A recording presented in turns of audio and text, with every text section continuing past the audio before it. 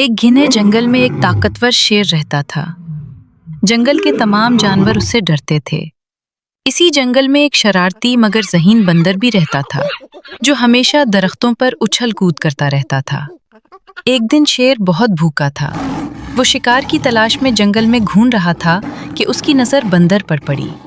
शेर ने गर्रा कर कहा, बंदर, आज तुम मेरा खाना बनोगे। बंदर डर तो गया, मगर उसने हिम्मत नहीं हारी।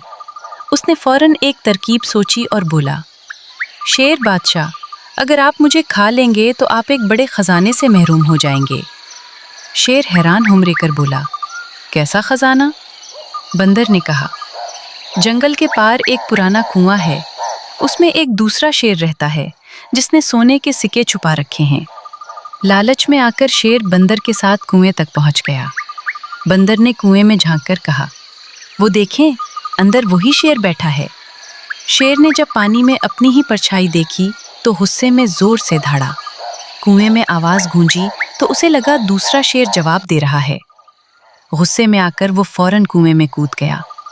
बंदर फौरन दरख्त पर चढ़ गया और हंसकर बोला, अक्ल ताकत से बड़ी होती है। उस दिन के बाद जंगल के जानवर बंदर की जहानत की मिसालें देने लगे।